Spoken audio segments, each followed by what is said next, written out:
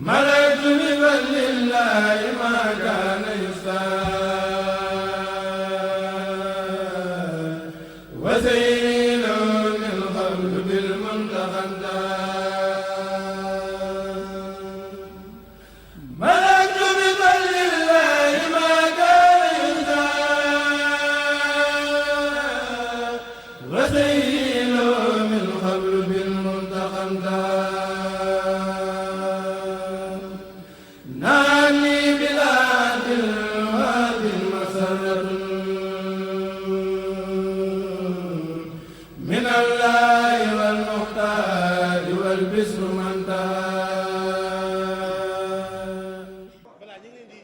baax ci ànd beeg ñun ci Mafatihul Bichri TV la télévision islamique au service de Khadim Rasoul ginnaaw Bamba Day bi tey encore une fois ñu ngi ci beneen programme bu nga xamante ni mi ngi leen di soxal tey nag ñu ngi ci 15e édition bu salon itinérant de l'habitat nga xamante ni defoon nañ le 28 ak le 29 ak le 30 fële ci Atlanta et pourquoi pas ñu daal di def le 28 ba le 30 fii ci New York ginnaaw bi ñu defee le 21 22 le 23 foofu ca Atlanta tey nag ñu nekk fii ànd ak président bu Mika bëgg nañu xam naka ñuy tàmbali président bu ñu la nuyoo ba pare nga wax ñu diggante BHS ak Mika seen collaboration. jërëjëf ñu ngi leen di gërëm di leen sant bu baax di gërëm Bichri TV di gërëm Madiama mi nga xam ne mooy directeur bi di gërëm it sëñ Mor Samb mi nga xam ne mooy yore suñu relation ak ñoom. di gërëm aussi directeur général BHS Bokar Sy di gërëm aussi sëñ Abdou Aziz Sy mi nga xam ne mooy general manager BHS fii comme ni nga ko introduire rek noonu la demee Banque de l'Habitat du Sénégal ku ne xam na ne turam mooy loolu jàppale Sénégalais yi dans le domaine de l'habitat lii kon nekk 15e salon itinérant boo xam ne ay promoteurs immobiliers ñoo ciy ñëw seen président association bi di Babacar Faye ñëw nag ànd fi ak promoteurs immobiliers yu bari waaye tamit ànd fi ak salon ak Banque de l'Habitat du Sénégal ànd fi aussi ak la direction de l'urbanisme Mika nag mooy organiser aussi semaine culturelle Cheikh Ahmadou Bamba ren ji kon nekk 30e édition di ko ànd ak Cheikh Mamor Mbacké ñu ko daan ànd bu njëkk ak Cheikh Modou Mourtada mi nga xam ne moo doon doomu Xaadimu Rasuul ñu ko daan doxal mu ko féete woon bitim réew kon ni nga ko waxee rek depuis 15 ans kon salon itinérant bi mu ngi am ren ji nag mu am un cachet spécial ndax it dañ ñëw dàkk période bi nga xam ne ci la semaine culturelle di am Bamba Day bi di nekk chaque année 28 juillet ñu ne kon nañu ñëw ànd ko ak Mika accompagner leen loolu kon salon bi def loolu Banque de l'Habitat aussi niñ ko daan defee rek nekk suñu partenaire privilégié ñëw aussi ne dañuy ànd ci salon boobu mais en même temps aussi sponsoriser semaine culturelle Cheikh Ahmadou Bamba yi loolu kon ñu remercier leen ci bu baax a baax ndax événement bi day événement bu nga xam ne day demander capital yu bu bari dañuy am ay gan yu jóge fu ne ci àdduna bi dañuy wax rek ne Touba mooy capitalu mouridisme mais nag période semaine culturelle Cheikh Ahmadou Bamba yi New York aussi day nekk capitale du mouridisme à l'extérieur loolu nag kon mu nekk événement bu rëy rëy bu nga xam ne des milliers de personnes ñooy ñëw di ci participer muy demander aussi un budget de plus de $100,000 kon aussi am ci des partenaires ñoo xam ne ñoo koy ñëw di ko sponsoriser di ñu ci jàppale loolu lu am solo la. loolu nag kon ñu ngi ciy reconnaître bu baax a baax BHS di encourager nit ñi ne dañu am une collaboration bu nga xam ne de longue durée te tamit saa su ne dañ koy gën di améliorer ren ji rek vraiment ñoom def nañ ci participation bu nga xam ne amul beneen organisation boo xam ne def na ci lu mel noonu kon c'est notre premier partenaire loolu kon nous tenons donc à le témoigner di lancer aussi un appel à la communauté sénégalaise ñoom ñëpp quand même ñu ñëw jàppale BHS xam ne BHS suñu banque la banque bu nga xam ne supporter Sénégalais moo ko tax a jóg te tamit lépp lu mu am it day delluwaat Sénégal day utee kon ak banque étrangères yi wala banque européenne yi ñoo xam ne dañu ut des profits pour seen pour seeni membres pour les propriétaires des banques loolu kon loolu ñu bëggoon introduire ci loolu di féliciter bu baax a baax nag monsieur Bokar Sy di féliciter aussi Mor Samb ak di féliciter sëñ Abdou Aziz mi nga xam ne mooy general manager bi mu nga xam ne aussi dafa disponible ci communauté bi amul lu ñuy xewle te doo ko gis te tamit il est très proche donc de la communauté kon ñu delloo la kàddu gi jërëjëf. bëgg naa xam aussi tamit comme que tey mooy nekk 15e édition bi prochaines années yi nga xamante ci dañuy jëm ndax da ngeen di seen collaboration dafay continuer ak tam ci lan la tënk. voilà jërëjëf li nga wax loolu c'est une question très pertinente Mika kon fas na yéene waxtaan nañu même en comité directeur former une coopérative et orienter aussi dans le domaine de l'habitat au niveau du Sénégal. dëgg la fii la ñu résider waaye dañ ne émigré yëpp dañuy bëgg a ñibbi Sénégal am un toit am kër gu ñu dugg loolu nag appui biñ ci gën a mag bu ñu mën a am mooy dañ koy jëlee rek ci collaboration bu nga xam ne dañ koy am avec le ministère du tourisme ministère de l'habitat du moins mais aussi ànd ko aussi ak banque de l'habitat du Sénégal pour que vraiment mu mën ñu faciliter l'accès kon à l'habitat surtout social voilà. voilà donc di la remercier xanaa rek di la bàyyi su fekkente ne am nga loo xamante ne xëy na peut-être bëgg nga koo wax. ata laajuñu la ko en attendant ñu dalal Bokar mi nga xamante ni moom moo fi représenté BSS. voilà xanaa liñ ci yokk rek mooy gërëm ñëpp tamit ñu nga xam ne def nañ leen déplacement ñëw ànd ak ñun ci semaine culturelle Cheikh Ahmadou Bamba yi mu nekk événement bu nga xam ne am na une dimension mondiale actuellement. di ci gërëm sëñ Mamboor Mbacké di gërëm aussi le bureau de Mika gërëm aussi vraiment tous les partenaires wax ne semaine yi kon ñu ngi continuer suba incha allah moo nekk bisu Maam Jaara loolu aussi ñu ngi ciy invité ñëpp ñu ñëw fii ci place bi lañ koy defee National Black Theatre ci 125 126 ak Fifth Avenue ci guddi gi 10 heures ci guddi ba 4 heures du matin journée boobu nag bu jàllee sëriñ bi dana jàll aussi ci yeneen états yi à l'intérieur des États-Unis ndax it semaine culturelle du seulement New York mais aussi day dem ci yeneen état fu mel ni Detroit mel ni Atlanta fu mel ni Chicago ak fu mel ni Texas yooyu yëpp tamit dana fa jàll kon ñu xam ne sëriñ bi mu ngi nekk suñu gan fii ba le 14 bu boobaa nag lay fekk tabaski di bëgg a ñëw lay doog a tàggatoo delluwaat réew mi. ñi lay gërëm bu baax a baax ñu daal di ànd dalal ki nga xamante ni moom moo di Bokar représenté fii nga xamante ni mooy BSS bu Sénégal. voilà comme ni ngeen ko xamee sànq ñi ngi doon waxtaan ak suñu papa ji nga xamante ni wax dëgg yàlla di Baye Mor ku ñu yàgg a jàppale la fii ci dëkk bi ñëw na ci partenariat bi nga xamante ni aussi moom mooy liggéeyu bu BSS di def fii ci biir dëkk bi waaye itam ki nga xamante ni mooy Pape Cheikh Dramé nga xamante ni mooy président bu Mika nga xamante ni yaakaar naa ne bañ ko falee ba léegi aussi mi ngi liggéey bu impeccable ci biir dëkk bi ci liggéey bi nga xamante ni aussi ren ak année yi nga xamante ni moom la ñu génn seen liggéey BSS moo leen ci jàppale tey nag ma nekk ak directeur bi nga xamante mooy directeur général bi di Bokar Sy bëgg naa aussi ginnaaw bu ñu la nuyoo directeur nga wax ñu sa diggante ak waa Mika. jërëjëf maa ngi leen di gërëm di leen sant di leen delloo nuyoo di feddali kóllëre bi am ak ñun ak waa Mika. ñun ak Mika nag kii bu yàgg la ànd bu yàgg la. parce que ñun ñu ngi fi depuis 1992 BHS. Depuis lors ñu ngi jokkoo ak Mika parce que Mika mooy association bu représentative yi nga xam ni képp ku nekk États-Unis di yëngatu ci yoonu murit yaa ngi ciy bokk. donc xam ngeen ni branche bu am importance la fii ci États-Unis ci seen xarañ ci seen liggéey ak ci nangoo sonn ci seen dëkk.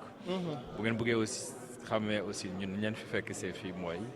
pour faciliter seen contact ak waa dëkk ba la parce que ñii dañoo liggéey si fii parfois doon am ay jafe-jafe pour delloo seen xaalis. doon am jafe-jafe pour am information ci affaire u kër. moo tax BHS depuis 92 mu ngi fi ren nag dañu am xewel boo xam ne événement yi dajaloo dafa bëri. Mika lu mu mos a yëkkati dañ ci mos a bokk cette année exceptionnellement nag dañ ci gën a fësal lu bëri loo xam ne dinaa ci dellu si mooy jéem a jëmale partenariat bi kanam suñu diggante ak Mika parce que buñ fi toogee. Mika ak yenn association yi ñoo tax ñu toog. donc il faut que ci li ñu yëngatu ñoom ñu gis ci seen bopp ba ñun ñu gis suñu bopp parce que ci liggéey bi ñu leen di defal bu dee li ñuy def baaxul dañ koy jaarale feneen donc ñun on a intérêt def loo xam ni dinañ ci gis seen bopp parce que ay sénégalais lañu. te ñoom ay sénégalais lañu. ci li tax nit ñi di gàddaay ñetti yëf daf ci bokk mooy jàppale sa njaboot bi des fële am dëkkuwaay bu sa njaboot dëkk yow boo ñibbisee nga nekk ci toppatoo également sa retraite ci la bokk moo tax ñu ngi jéem a tëral ay yëf yu bëre mais ci gàttal dañu bég torop ci organisation wu Mika bi ren ak Bamba Day bi importance bi mu am ak succès bu mu am ak ni mu coïncider également cette année ak 15e salon de l'habitat coïncider également BHS tijji 15e point de vente am Atlanta. Très bien. am nañu licence Chicago donc on va passer à 16. te bu yàlla àndee ñu ngi gëstu ak Abdou Aziz mi fi toog pour que désormais ci biir association Mika ak emplacement yi Mika nekk ñu jéem fa def ay installation yoo xam ne lu ñu yëngatu Mika da jël 30% yi ñu bàyyee leen ko pour ñu mun ci financer seen activité jàppale ñi nga xam ni parfois ci compatriotes yi dañuy traverser yenn difficultés yi donc man ñëw mbégte moo ma indi parce que yàgg naa jëflanteeg waa Mika ci bureau yi précédent yëpp dañuy gën a defar yëf yi Abdou Aziz depuis aussi mu jógee Columbus ñëw fii tamit daf ci jàpp boo xam ne soxlawul sax ñuy ñëw mais de temps en temps ñëw di nemmeeku doxin bi baax na ci donc loolu daal laa mën a def mooy gërëm leen sant leen féliciter leen seen qualité wu organisation bi mais féliciter leen globalement ak seen capacité organisation parce que sénégalais ci bitim réew boo amee temps di daw pour liggéey mais am temps taxaw pour animer association pour lu gënalee askan mi kanam kooku lu am importance. kon donc su ma déggee sa cadre directeur war que ne yéen ak Mika ci prochaines années yi nga xamante ne jëm da ngeen am liggéey yoo xamante ni da ngeen ko liggéey entre ñoom ak ñan. commencé nañ ko bu yàgg ci siège Mika jusqu'ici comme organisation yu nekk aux États-Unis yu bëre du ñu yëngatu dañ ciy dugal suñu loxo. mais gis nañu que liggéey ak Mika day dem di ëpp possibilité ñu ni au lieu ñuy fexe saa yu ñu organiser ñu dimbali leen ponctuellement naka la ñuy fexe ba lu ñu yëngatu tous les jours ñu am ci dara parce que ñun newuñu fi pour toppatoo américains yi fi nekk wala pour toppatoo français yi fi nekk pour toppatoo ivoiriens yi fi nekk sénégalais yi fi nekk la ñu toppatoo. donc pour seen alimentation compte dëkk ba pour seen épargne pour seen produit d'assurance ak pour seen njëndum kër pour crédit donc c'est important que lu ñu yëkkati jaarle ko ci ñun pour transférer ko ñu jël ci benn fànn boo xam dañ leen koy jox du ñu weesu loolu parce que dañu yaakaar aussi que ci Mika ci organisation war nañ leen considérer comme ay agents yoo xam ni dañ leen di defloo contrat de partenaire ak BHS pour loo xam ne lu ñu gagné ak ñoom ñu jël pourcentage boo xam ne dañ leen koy féeteeloo parce que am nañu possibilité yu ñuy jox léegi ñu def sous agent boo xam ne day ñëw ci seen emplacement bi yéenay tànn seen pàkk bopp fi ngeen di nekk tànn ki leen fay toogal ñun ñu indi suñu système transfert d'argent lu ngeen yëngatu ñu jox leen ci une partie pour que ngeen am lu ngeen financer seen activité ngeen am li ngeen di dimbalee ñuy traverser période bu metti wala aussi di am lu ngeen di dugal ci kër Sëñ Touba yi ñuy tabax un peu partout ci continent bi ak ci États-Unis loolu nekk na lu am na solo mais dama bëgg nag cette fois-ci ñu waxtaanee li nga xamante ni moom moo di BHS gis nañ ne aussi mën nañ ne sax ne moom rek moo fi banque bu nga xamante moo fi représenté Sénégal yi nekk fii ci États-Unis d'Amérique boobaak léegi expérience bi déjà yàgg na mais aussi wax ma rek 5 yoo xamante ni mooy tax sa immigré bi nga xamante ni mi ngi fii tax di dégg BHS tax xamul ne aussi am na ci yu bëree bëri yoo xamante mën na ko def si BHS mi ngi fi mu ñëw daw si ngir aussi avantage yi nga xamante ni moom moo lënk ci biir BHS. d'accord xam nga BHS am na 38 ans ren BHS New York depuis 92 la donc bu ma mënee calculer am na 28 ans. 28 ans c'est vrai. ci benn bërëb la ñu newoon New York toxu nekk 5e avenue ensuite toxu. ok wax naa la ci njëlbeen ni que léegi am nañu 15 points de vente États-Unis ñu ngi jëm ci 16e. loolu mooy ñu ngi gën a jege Sénégalais yi fu ñu nekk parce que ñëpp newuñu New York. ñu ngi Canada également ñu ngi waa Brésil ñu wax ñu ñëw donc li ñu def léegi dañu créer li ñu tuddee direction Amérique pour nga xam ni BHS à partir de New York mooy contrôler suñu compatriotes yu nekk ci continent américain yëpp kii jiite ko en plus de li mu jiite BHS New York moom mooy directeur zone Amérique parce que dañu considérer ni que fi ñu toll dañuy joxe produit épargne produit financement logement. dañuy am licence transfert d'argent également. pour que yeneen sociétés yi may bañ a tudd. di def nga xam ne ay étranger ñoo ko moom ñun ñu def ko. nga xam ne bu ngeen yónnee xaalis dina egg seen banque moo koy eggale liñ ci am ñu bokk ak yéen parce que ñi nekk États-Unis ñi liggéey BHS yëpp fii ci communauté bi lañu recruter. ok kenn jógewul Dakar ñëw fii. wala beneen dëkk. kenn jógewul beneen pays ñëpp États-Unis lañ leen di jëlee. donc plus ñuy màgg plus ñuy embaucher ay sénégalais yu fi toog parce que nit ki boo géejee dem sa dëkk nga dugg ci benn bureau pousse bunt bi ñu mun la làkk wolof nga dégg dina neex ci xol. dëgg la parce que du ñëpp ñooy mun a dem. li nga wax ni naa cité 5 yëf yu gën a fort mooy actuellement. Dakar fépp dëkk boo xam ni immigré yi fa la ñu dëkk am nañ fa agence tey. très bien. xam nga y a quelques années da ngeen doon wax nekkuñu Touba. ñu ngi Touba léegi. ñu ngi Linguère ñu ngi Matam ñu ngi Ourossogui ñu ngi Saint-Louis démarré nañu Louga ñu ngi ba Kaolack ñu ngi Fatick ñu ngi waaj a dem Kaffrine di wut bu Kédougou. ñu ngi Ziguinchor ñu ngi Sédhiou. donc li ñu dese rek mooy Tambacounda ak Kédougou pour que capitale régionale bu nekk ñu am fa kenn. pour que compatriote bu nekk fii foo munti dëkk di nga am benn agence boo xam ni moo la fay toogal pour que boo eggee fii ci Abdou Aziz nga yónnee dans les 5 minutes qui suivent dëkk bi nga am agence sa mbokk mën a dem jël li nga ko yónnee loolu mooy nouveauté bu ëpp importance. deuxième nouveauté bi mooy. président Macky Sall dafa démarré pôle urbain Diamniadio ak Lac Rose. ñu fay tabax ay kër dafa ni 30% ci kër yooyu immigré yi ñoo ko moom. boo gisee ñu ñëw ci salon de l'habitat bi c'est pour que ànd ak promoteur yi ku nekk wax lan nga yor. pour que ñun loo ci tànn ñu lebal. loolu mooy ñaareel bi. ñetteel bi mooy société transfert d'argent bi ñuy waaj a lancé bi nga xam ni pour yéen la. ñeenteel bi mooy carte visa yi ñu commencé joxe ak carte prépay yi nga xam ni. li ngeen di yónnee seen waa dëkk mun ngeen di leen charger chaque mois ci benn carte. cinquième bi mooy produit d'épargne yi pour que ngeen di cotiser pour que bu seen doole wàññeekoo ngeen am retraite wala bu kenn wàññeekoo ci mbokk yi ñu am lu ñu leen di jàppale pour ngeen denc. donc voilà ci gàttal. 5 yëf yoo xam ne mun naa la ko tegal. ci table bi loo xam ni lu concret la loo xam di ngeen ci gis seen bopp te yéen a tax ñu yëkkati ko. bu amee yeneen soxla yoo xam ni am ngeen ko te jooju jugaguñ ci aussi mun ngeen ñu ko wax ñu gëstu ci pour seet koy def. très bien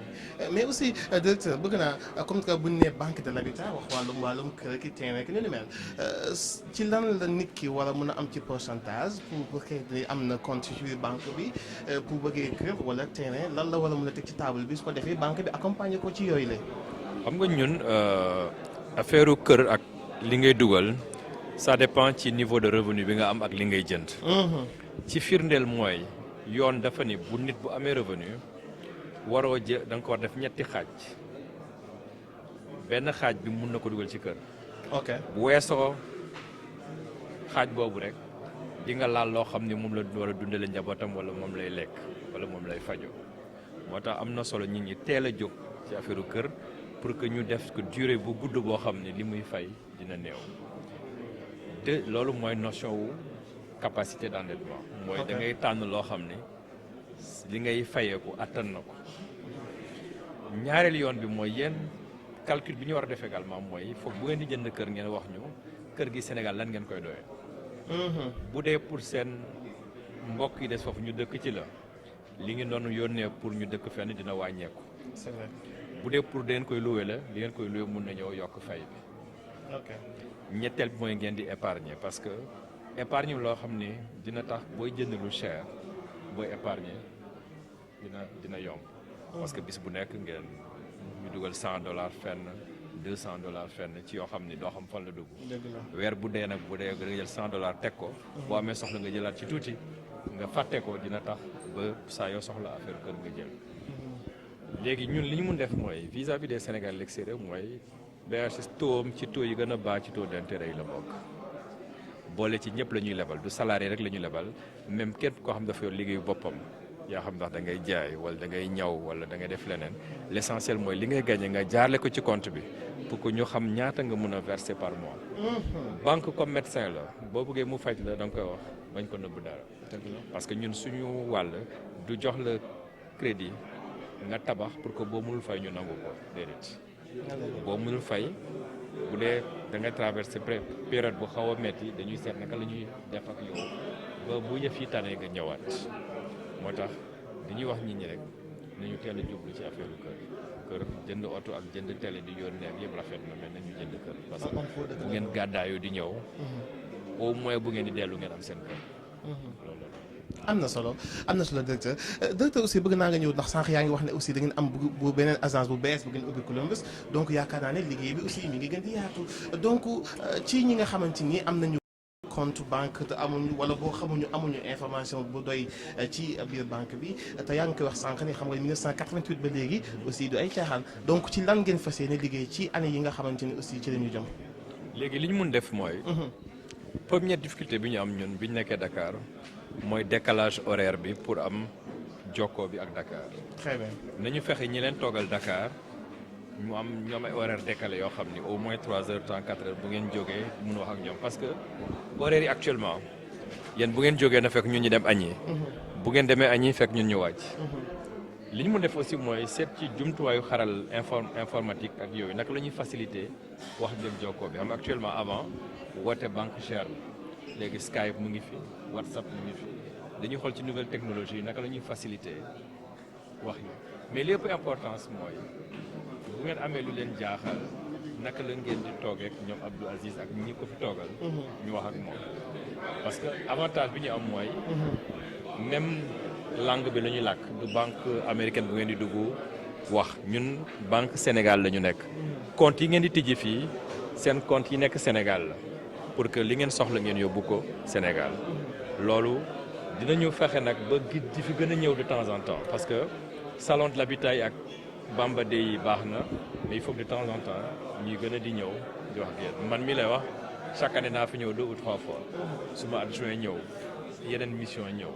mais Abdou Aziz mi ñu fi toogal dinañu fexe nañu yokkee ay équipe am pour que ñu mën di ñëw di wax ak dara mais li ëpp solo mooy saa yu seen association yi di dajaloo seen réunion yi ngeen woo ñu ñëw toog ñu wax. bu nga amee question ngeen posé xam nga boo posé question ci mbooloo mun na am dégg-dégg bi di gën a yomb. dina fexe aussi bu ma tontoo benn yoon dinaa tontu pour téeméeri nit ku ne gis ci sama bu keneen posé question. moom tamit mu am soxla boo xam ne kii parce que affaire xaalis la da ngeen di bàyyi parfois procuration dëkk ba seen signature évolué buñ leen ne signature bi changé na parfois ngeen mer. c'est vrai mais parfois dañuy imiter seen signature jël seen xaalis. dëgg la moo tax fu ngeen xam ne que dénk dafa métti bu seen signature évolué da nga war a seet si as di suma signature évolué mu signaloo leen mu contrôle ni yéen. parce que seen sécurité moo tax ñu def loolu. du pour sonnal leen mais seen sécurité moo tax. dëgg la ci wàllu transfert la ñuy ñëw directeur su fekkente ni man am naa compte VHS envoyé fa l'argent est-ce que c'est possible ci yeneen yi nga xamante ni aussi ay jumtukaayu xaalis yi mën nañu fa mën a dem directeur suñu xaalis. disons boo xasee am compte VHS mun nga def abonnement boo xam ni e-banking la tudd. mooy abonnement boo xam ni yow yaay wax ñan nga tàmm virer compte sa xaalis au niveau informatique. ok yaay tànn déjà ni Abdou Aziz naa ko yónnee xaalis Pape Dramé naa ko yónnee xaalis Bokar Si naa ko yónnee xaalis saa yoo bëggee yónnee xaalis ñooñu da ngay cliquer rek seen tur montant bi ak kañ nga leen bëgg a yónnee xaalis. ok buñ ci bokkatul nga génne leen da ngay am mot de passe boo xam ne yaa koy xamal sa bopp. parce que informatique bi léegi comme sa poche la boo joxee kenn sa mot de passe bu ci duggee. bu defee opération yaay responsable parce que yaa ko. c'est vrai. moo tax ñu ni mot de passe ñun boo abonné yoo yaa am possibilité changer sa mot de passe lu mu la neex mais yaay am possibilité di Abdou Aziz naa ko yónnee xaalis numéro compte am bi laa ko yónnee. lu am important dina permettre nga gagner temps parce que yow yaay def toog sa kër sa buntu sa kanamu ordinateur nga def sa opération déplacement amu ci te ki nga koy virer ci compte am aussi dem automatiquement ci compte am déplacement amu ci. donc su ma dégg ci ne wax say ji su ma amee sama compte bancaire ak sama téléphone ou bien sama ordinateur. mën naa am accès boo jëlee abonnement bi. fu nekk nga am abonnement d'abord. parce que sécurité bi moo tax. parce que du ko jóg rek am accès sa compte. nan la abonnement bi demee. da nga dugg online ñu jox la document yi nga signé parce que il faut ñu sécuriser sa abonnement. ok il faut ñu sécuriser sa abonnement yaa def sa mot de passe c'est comme fii rek boo amee ni ngay dugalee sa PIN téléphone di ko verrouiller sa compte aussi da nga koy verrouiller mooy sa coffre-fort am léegi on parle de monnaie électronique loolu la daal. am na solo donc li nga wax sànq yaakaar naa ne aussi lu am solo la mais aussi ñu ngi may laaj ni ma yan xalaat ngay jox ñi nga xamante ni ñoo def li nga xamante ni ñoo bëgg a save money c'est-à-dire fii ak année yi nga xamante ni ci la ñu jëm naka la ko Sénégalais bi nekkee fii mën a save money su ko ëllëgee su fekkee bëgg na tawaxal mu mel ne wàllu société wala lu ñu mel banque bi dana ko mën a accompagner. ñetti fànn lañu am pour denc xaalis benn fànn bi mooy yaay xool lu la neex nga dugal sa compte saa yoo neexee nga jël ko. yaay xool benn compte bi mooy compte d'épargne logement. ok yaay versé saa yoo bëggee nga jël loolu denc xaalis la mais day yomb a jël beneen compte bi mooy plan d'épargne logement nga xam ne yaay ni pendant ñaari at wala ñeenti at weer bu nekk naa denc 100 000 du ma ko laal tant que ñaari at yi wala ñeenti at yi motul. très bien boo bëggee kër ñu lebal la taux boo xam ne day néew mu am benn plan d'épargne boo xam dañ ko déglu nga xam ne premier plan d'épargne pour salarié li nga xam ne weer bu nekk xam nañ li ñuy am dafa am benn plan d'épargne boo xam ne pour ñi yor seen liggéeyu bopp la am ku yor liggéeyu boppam tey mën nga am $100 suba $100,000 suba dara. yaay tànn lan nga mën a verser ak sëriñ loolu moo lay permettre nga épargner parce que bis booy leb li nga épargner mooy nekk sa apport ñu compléter la ko te taux bi moo gën a néew. ok léegi bu dee da nga yor sa liggéey bu dee nga yor liggéeyu jàmbur. am nga âge retraite. c'est vrai. bu dee nag sa liggéey bopp nga yor sa doole rek mooy sa âge retraite mais on s'arrange pour que âge limite bi nekk 70 ans parce que au-delà de 70 ans assurance bu la naree couvrir prix bi day cher moo tax ñuy wax ni ñu teel a jublu ci affaire kër 20 ans 30 ans ba 40 ans boo jëlee crédit ba 40 ans mun nga rembourser ci 15-20 ans. mais âge limite bi mënut a weesu 70 ans. 70 ans mun na ko weesu mais sa li ngay fay ci assurance day cher. ok parce que à partir de 70 ans compagnie bu lay assuré du ko nangu te assurance vie bi lu am solo la parce que maara détail bu la la jotee assurance bi mooy fay kër gi sa njaboot daal bor du leen topp boo jëlul assurance nag maara bu la la jotee sa njaboot daf ko ne fay mun na ko sax ñàkk. lu tax def leen ko 80 ans au lieu de 70 ans. du ci ñun ci compagnie la ku nekk sa métier dañu considéré que xam nga retraite 55 ans la woon après ñu def ko 60 après ñu def ko 65 xëy na progrès médecine dina dem ba nga xam ne nit na dugg 100 ans te dëgër pour liggéey. cela veut dire bi rek mooy tant que am kattan pour liggéey dinañ la lebal. cela veut dire que bu compagnie yi changé yéen tamit à tout le temps ma ngeen changé. suñuy maam ñoom 55 ans lañ doon yem ñun suñu ñu ngi dem ba 60 ans 70 ans donc plus progrès médecine bi évolué plus nit ñi di gudd fan plus nit ñi gudd fan plus ñi mun liggéey loolu rek comme ni ñu c'est vrai ñu ngi lay gërëm mais bëgg naa aussi dernière question bi su fekkee amoon na lu nekk sa xalaat sa doo xamante ni wax ak micro bi su fekkente ni am na loo xam mi ngi woon sa xel te jotoo ko wax ci interview ma bàyyi la aussi nga lancé ko voilà donc di fàttali ba léegi ne ñu ngi nekk ak Bocar Sy directeur général bu BHS Banque de l'Habitat du Sénégal. benn rappel laay def rek mooy wax naa ko ci njëlbeen dama koy yeesalaat mooy partenariat bi ñu jóg pour gën ko dëgëral ak MICA pour que ci domaine transfert d'argent dañuy signer accord ak MICA pour loo xam ne lu ñu yëngatu ñu ci li ñuy am ñu jox leen ci 30% pour seen revenu bopp.